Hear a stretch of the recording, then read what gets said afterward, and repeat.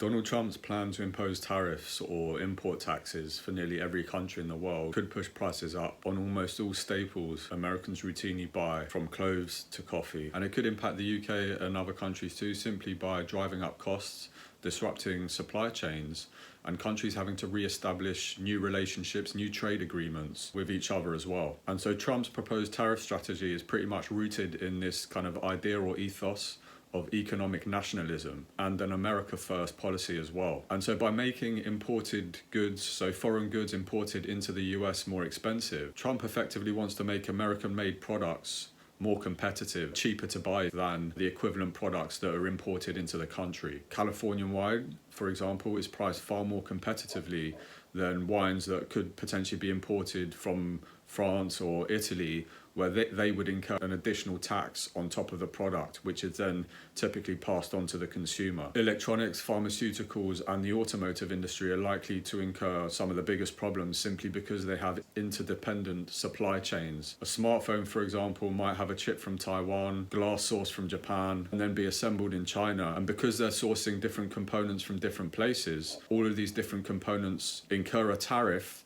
and then a final tariff once that product, for example, a phone or a car, is then shipped to the US. Car manufacturer Ford, for example, sources components from a whole host of different countries, from China, Thailand, Germany to India as well. And since tariffs are effectively a tax on all imported goods into the US, it means products like coffee beans imported into the US and sold at Starbucks, Nike clothing made in China and Vietnam, the automotive parts that Ford import into the US to manufacture their cars, and iPhones assembled in China would all be hit with these tariffs if the US did decide to impose them. And so there was a lot of fear and panic generated in the market simply because there's this fear around the tariffs being implemented, and then this price hike, if you like, would then be passed on to consumers. Cost of living would go up even more, and as a result there would be less spending and the economy would slow down as well. These tariffs are effectively a tax, and these would be incurred by companies bringing products into the country, the likes of Walmart, Apple, Nike, Starbucks, Nestle, and then they would effectively pass on this price hike, this tax that they've incurred, onto consumers, which is where there's a lot of fear or concern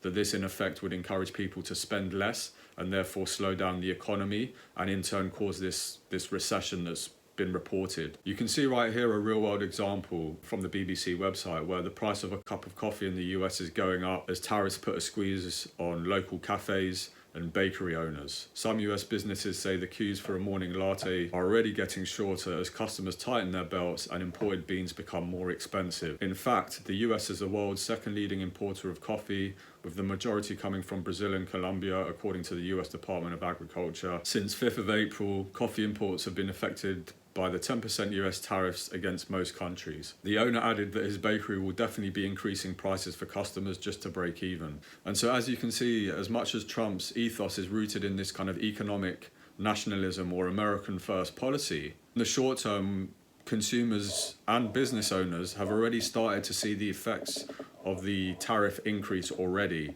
And it has had this impact of concerns around, a decline in sales of products like coffee in this instance. And so in short, this is going to affect everyone from everyday workers to consumers to small businesses and large companies too, all of which are going to experience this hike in prices because of this import tax, if you like. Trainers or sneakers, smartphones, cars and food will all rise in price, and consumers are likely to cut back on, quote unquote luxuries. So things like new clothes, expensive vacations, new cars. Consumers won't be buying the latest gadgets or upgrading their phones every year simply because they're focusing a lot of their money on paying for the essentials, whether those are groceries, bills or their rent as well. And it's why we saw this recent decline in the market. Simply, there's a level of fear and panic around the impact that these potential tariffs might have on consumers and spending and the economy. The Guardian reported turmoil as Trump tariffs wiped 2.5 trillion off Wall Street, and economists reporting that levies of between 10 and 50% have dramatically added the risk of a worldwide downturn.